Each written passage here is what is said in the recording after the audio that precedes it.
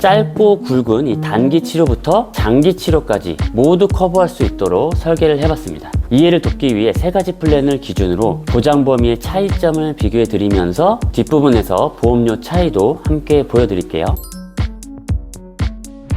본 광고는 생명보험 광고 심의 기준을 준수하였으며 유효기간은 심의일부터 1년입니다. 안녕하세요, 보험인사이트입니다. 제가 9개월 전에 올린 5060 대 암보험은 암 진단비 가입하지 마세요 라는 영상이 조회수가 거의 4만회에 육박하면서 큰 반응을 얻었는데요. 이 영상의 핵심은 50대 이상은 암 진단비의 보험료가 많이 비싸기 때문에 대신에 비급여 암 주요 치료비 보험을 활용하면 보험료를 약 78%나 절감하면서도 고가의 항암 치료에는 확실히 대비할 수 있다 라는 점이었습니다. 다만 비급여 암주치 보험에도 몇 가지 한계가 있다 보니 아쉬움을 표현하신 분들이 종종 계셨는데요. 그래서 이번에는 그런 부분을 보완하기 위해 새로운 플랜을 추가한 업그레이드 버전으로 영상을 준비해봤습니다. 자, 오늘 영상에서는 첫 번째, 비급여 암 주요 치료비 보험의 장단점을 최신 버전으로 다시 한번 정리해드리고, 둘째, 그 한계를 완벽히 보완할 수 있는 암 치료비 완성형 플랜을 공개하겠습니다.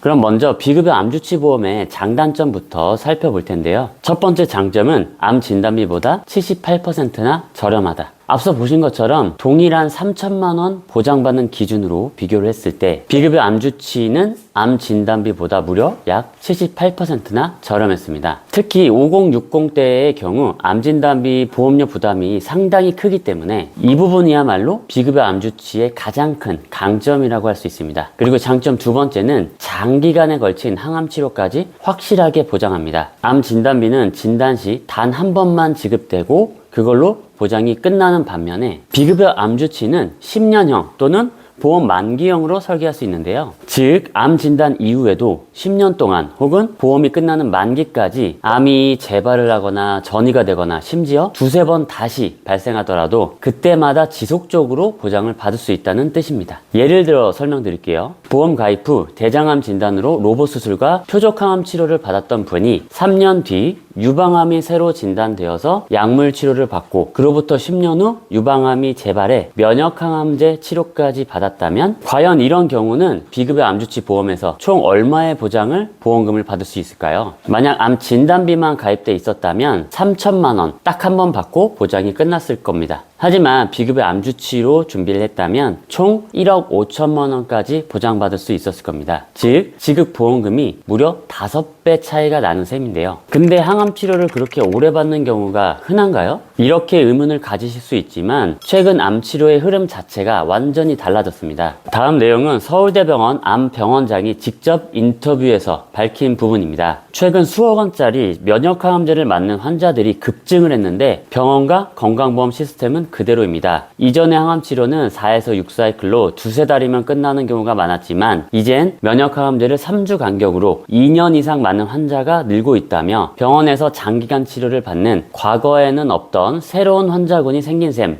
이라고 말했다. 수술만으로 끝났던 암종에서도 면역항암제를 보조요법으로 1, 2년간 사용하는 사례가 늘면서 외래 항암 주사 수요는 폭발적으로 증가하고 있다. 특히 전이암이나 재발암 환자의 경우에는 이런 경향이 더욱 뚜렷합니다. 오랜 기간에 걸쳐 지속적인 치료가 필요한 경우가 크게 늘어나고 있기 때문인데요. 이런 현실을 감안하면 비급여 암주치 보험은 꼭 고려해야 할 핵심 플랜은 맞습니다. 하지만 저희는 좋은 점만 이야기하지는 않습니다. 이번에는 비급여 암주치 보험의 한계와 아쉬운 부분도 솔직히 말씀을 드릴게요. 결국 가장 큰 단점은 보장 범위가 좁다, 확률이 낮다라는 겁니다. 건강보험공단의 지원을 받는 급여 치료는 보장 대상에서 제외가 되고 환자 본인 부담이 100%인 비급여 항암 치료만 보장되는 구조인데요. 좀 더 쉽게 풀어드릴게요. 암 치료는 크게 수술, 약물, 방사선 이렇게 세 가지로 나뉩니다. 이 중 수술 치료에서는 예전부터 시행되어 온 복강경 수술이나 내시경 수술이 건강보험 적용이 되는 급여 치료에 해당이 되죠. 반면에 최근 급격히 늘고 있는 로봇 암 수술은 건강보험이 적용되지 않는 비급여 치료로 분류가 됩니다. 다음으로 항암 약물 치료의 경우는 유도 미사일처럼 암세포만 집중적으로 공격하는 표적항암제나 면역항암제가 대표적인데요. 이 치료들은 약의 종류에 따라서 급여 또는 비급여로 구분되기도 합니다. 새로 출시된 신약 같은 경우는 보험료는 비급여일 가능성이 높겠죠. 마지막으로 항암 방사선 치료의 경우 대표적인 비급여 치료로는 단 2분 만에 암세포를 정밀 타격하는 중입자 치료가 있습니다. 내용을 정리하면 암에 걸려도 방금 말씀드린 비급여 치료를 제외한 급여 부분만 받았다면 보험금은 지급되지 않기 때문에 객관적으로 말씀을 드리면 실제 보험금 지급 가능성이 높다고 보긴 어렵습니다.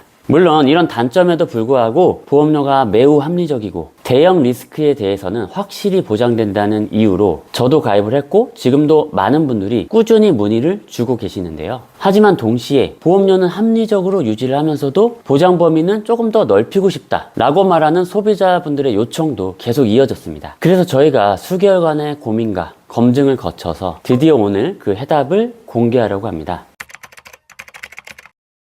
결론부터 말씀드리면 급여, 비급여 치료 구분 없이 모든 항암약물과 방사선 치료를 보장하는 항암약물 방사선 치료비와 앞서 말씀드린 비급여 암주치 보험을 결합한 조합 플랜이라고 보시면 되겠는데요. 결국 두 보험의 강점을 살리고 약점을 채우는 방식으로 짧고 굵은 이 단기 치료부터 장기 치료까지 모두 커버할 수 있도록 설계를 해봤습니다. 이해를 돕기 위해 세 가지 플랜을 기준으로 보장 범위의 차이점을 비교해 드리면서 뒷부분에서 보험료 차이도 함께 보여드릴게요. 1번 플랜은 암 진단비 3천만 원과 비급여 암주치를 함께 구성한 암 진단비 플랜. 2번은 암 진단비 대신에 항암 약물 치료비 3천, 항암 방사선 치료비 3천만 원, 그리고 비급여 암주치를 결합한 암 치료비 완성형 플랜입니다. 3번은 딱 비급여 암주치만 집중적으로 담은 실속형 플랜입니다. 이 중에 2번 암치료비 완성형 플랜을 추천드리는 이유는 실제 보장받을 확률이 높기 때문인데요. 물론 암 진단비보다는 지급 가능성이 다소 낮지만 이 플랜의 핵심인 항암 약물 치료비 3천만 원과 방사선 치료비 3천만 원은 급여든 비급여든 구분 없이 모두 보장이 된다는 점이 강점입니다. 그리고 또 한 가지 유리한 이유는 예를 들어 1년 안에 집중적인 치료가 들어가게 돼서 치료비가 7천, 8천, 많게는 1억 원 이상 발생을 하더라도 이 플랜이 가입돼 있으면 어느 정도 보장이 가능하고 동시에 수년간 이어지는 장기 항암 치료까지 폭넓게 커버할 수 있기 때문입니다. 그럼 이번에는 실제 사례 3가지를 통해서 비교해 볼 텐데요. 사례 1번, 위암 진단 후 급여 기준으로 수술을 받고 완치가 된 경우 1번 플랜 암진단비 플랜에서만 3천만 원이 지급받고 2번, 3번에서는 지급될 게 없겠죠. 사례 2번, 유방암 진단 후 급여 기준으로 항암 약물 치료와 방사선 치료를 받은 경우 암 진단비 플랜에서는 3천만 원 지급되고 끝이고 2번, 암 치료비 완성형 플랜에서는 항암 약물 치료비 3천, 방사선 치료비 3천, 이렇게 총